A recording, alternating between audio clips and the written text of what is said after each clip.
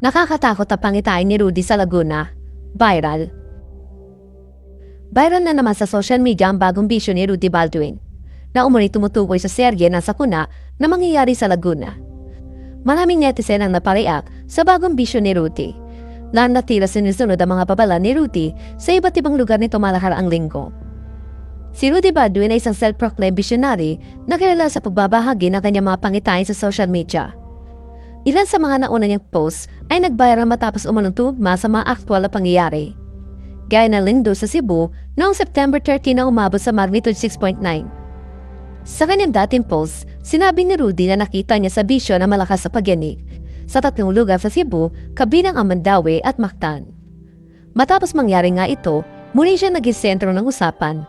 May mga naniniwala sa kanyang kakayahan. At mayroon din nagsasabing ito'y pamong coincidence lamang. At ngayon, panibagong bisyo na naman ang kanyang ibinahagi at mas nakakatakot umano ito ayon sa mga netizen.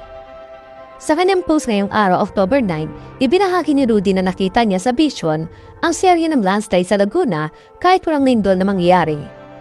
Ayon sa kanya, may isang lugar sa lalawigan kung saan guguho ang mga kabahayan kahit matibay pa ang pagkaagawa ng mga ito. Sinabi ni Rudy na nagkaroon ng pagbabago sa ilalim ng lupa na naging sanhi ng mga bitak na pagbuho. Aniya sa kanyang post, mga taga-Laguna, nakita ko sa vision ko na maraming landslide na mangyayari kahit walang lindol. May isang lugar sa Laguna na kung saan ang mga kabahayan ay gumuho. Maganda ang lugar na ito, maganda ang mga kabahayan at hindi basta-basta ang mga nakatira dito. Basta na lang bumitak ang lupa at ang iba ay nagguho kahit matibay pa ang pagkaagawa nito. Nagkaroon ng pagbabago sa ilalim ng lupa, may mga buhay ako nakita ng sawi. Dagdag pa niya, may nakita rin siyang 2 malakas na lindol na tatama sa rehiyon. Aniya, nakita ko ang 2 malakas na lindol kung saan ang yanig dito ay may hambing sa lakas ng sa Cebu. Kahit ang Cavite at Bulacan ay nakaramdam sa lakas ng yanig, ngunit ang mas apektado ay ang Laguna. May mga lugar sa Laguna na basta lang nagkaroon ng sinkhole at hindi lamang 1 o 2 ang sinkhole na nakita. May 2 lugar na kung saan halos panay bitak na kalsada at may sinkhole. May mga pagyanig na hindi ganong kalakasan. Ngunit may 2 malakas dito dahil sa mga pinsalang natamo ng ilang mga gusali o kabahayan. Hindi lang lindol ang nakita ni Rudy.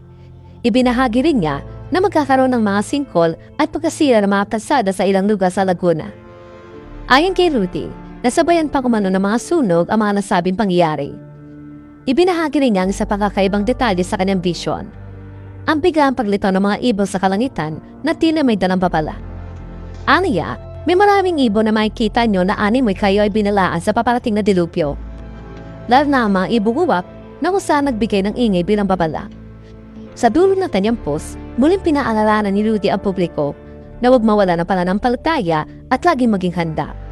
Aniya, kaya mahalaga na tayo ay magdasal na tayo ay ligtas. Ang Diyos ay nagbabala sa pamamagitan ng mga taong tulad ko dahil ganoon niya tayo kamahal. Maging maingat ang lahat at huwag natin kalimutan ang manalangin. Dahil Diyos pa rin ang mas may alam at makapangyarihan sa lahat.